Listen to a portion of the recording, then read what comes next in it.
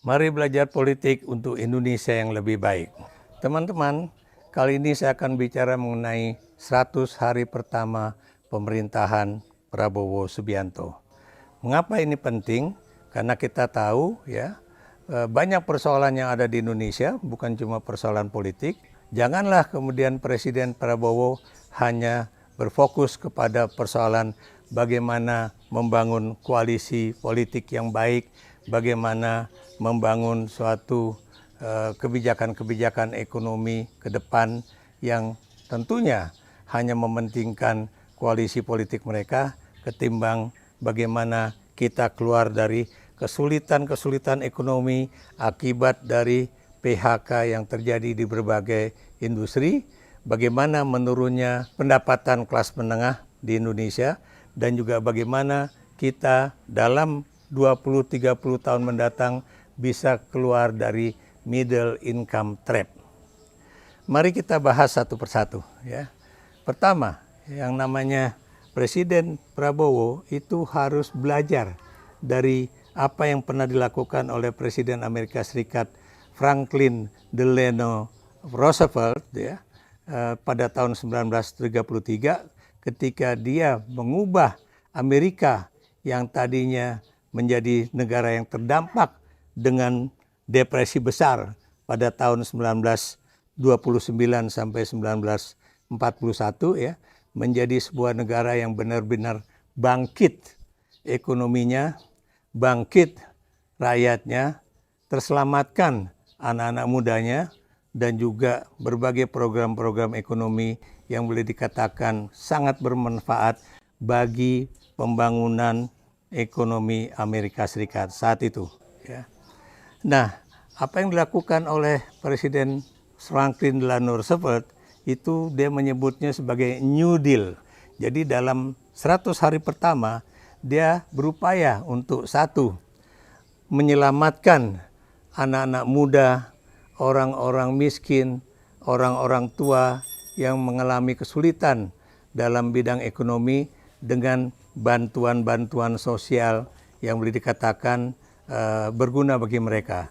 Kedua, Presiden Amerika Serikat juga berupaya untuk memberikan berbagai proyek-proyek yang terkait dengan pekerjaan umum supaya yang namanya rakyat Amerika juga bisa bekerja. Kemudian dia juga mengajak para usahawan atau mereka yang memiliki perusahaan agar juga kemudian bekerja sama dengan rakyat untuk bisa rakyat bekerja, tapi juga perusahaan-perusahaan mereka juga bisa bangkit kembali. Dan yang terakhir juga tapi penting, bagaimana mereka juga atau Presiden Roosevelt itu membuat reformasi dalam bidang finansial agar perbankan itu juga bisa bangkit kembali dari kesulitan-kesulitan ekonomi yang mereka alami ya. Kita juga tahu salah satu penyebab dari resesi ekonomi berkepanjangan di AS pada saat itu adalah terlalu banyaknya orang bermain di dalam pasar saham sehingga mereka menginginkan mendapatkan keuntungan yang boleh dikatakan sangat tinggi, tapi mereka tidak tahu bahwa kekalahan di dalam pasar saham itu juga menyebabkan nominal uang yang mereka miliki itu berkurang Dan inilah yang kemudian menjadikan salah satu penyebab dari resesi ekonomi yang berkepanjangan pada saat itu.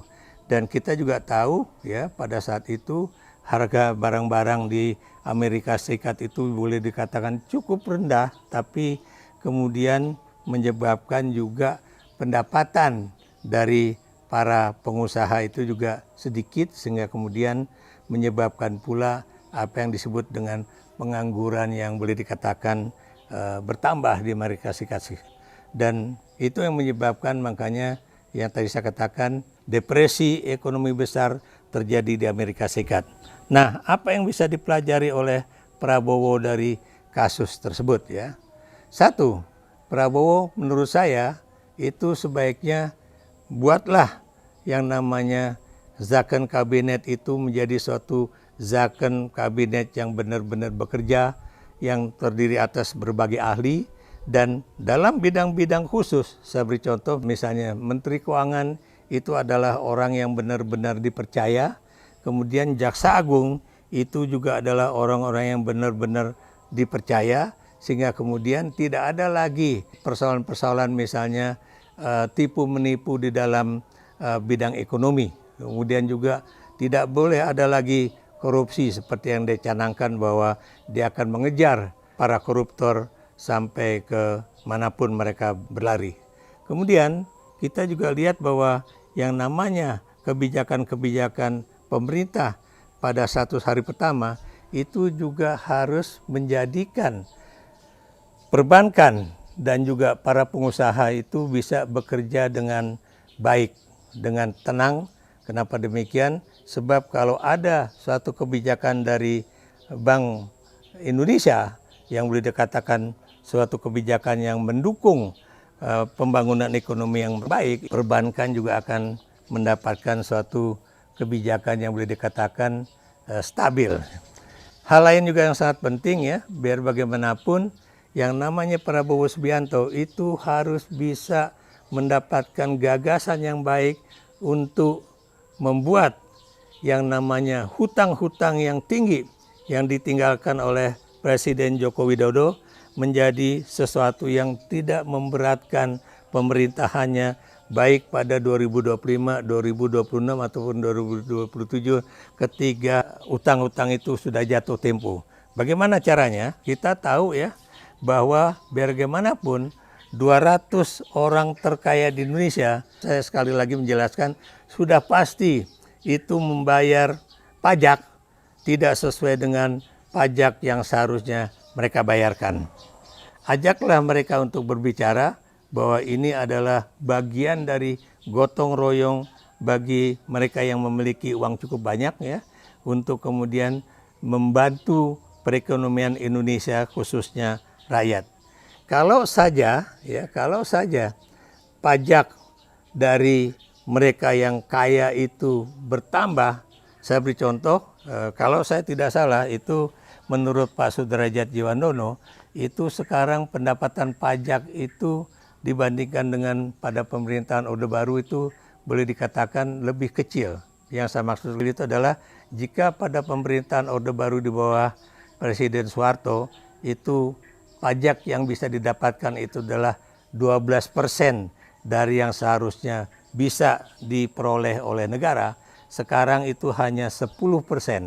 Dan Anda bisa bayangkan kalau saja kita bisa menaikkan pajak 5% aja dari apa yang sudah kita dapatkan sekarang dengan mencatat berapa pendapatan dari tadi saya katakan 200 orang terkaya di Indonesia atau perusahaan-perusahaan besar di Indonesia, kalau itu mereka bayarkan mendekati angka yang seharusnya mereka bayarkan, ini sudah menjadikan APBN kita itu bukan lagi defisit, tetapi sudah surplus ya. Jadi tidak ada lagi kata defisit di dalam pelaksanaan APBN kita di tahun 2025, 2026, 2027 kalau Prabowo melakukan reformasi di bidang perpajakan, khususnya bukan yang 12% yang harus bertambah pada 2025 yang akan datang, tetapi pajak untuk mereka yang terdiri atas orang-orang kaya di Indonesia itu harus dibayarkan sesuai dengan apa yang harus mereka bayarkan. Kedua, yang terkait juga persoalan finansial ya, bagaimana Pak Prabowo mengajak para pengusaha untuk tidak lagi mendaftarkan perusahaannya di Cayman Island atau di Vanuatu ataupun di berbagai negara yang boleh dikatakan tax free atau bebas pajak, karena mereka boleh dikatakan adalah orang-orang yang tidak nasionalis karena mereka mendapatkan keuntungan dari bumi dan alam Indonesia, tapi mereka menaruh nama perusahaannya di luar negeri sehingga kemudian mereka tidak perlu membayar pajak di Republik Indonesia. Kalau ini bisa dijalankan oleh Prabowo dalam 100 hari pertama pemerintahannya, ini sudah sangat membantu Prabowo untuk bisa menjalankan pemerintahannya secara baik ya. Jadi dia juga harus memilih atau mengangkat orang-orang yang cukup tepat dalam bidang-bidang ekonomi, ya, orang-orang yang dipercaya, ya, bahwa mereka jujur dan akan menjalankan tugasnya dengan baik. Dia juga bisa mengangkat jaksa agung yang benar-benar tidak bisa disogok, tidak mencari keuntungan pribadi, tapi adalah seorang jaksa agung yang juga boleh dikatakan cukup cekatan dalam menangani persoalan-persoalan hukum.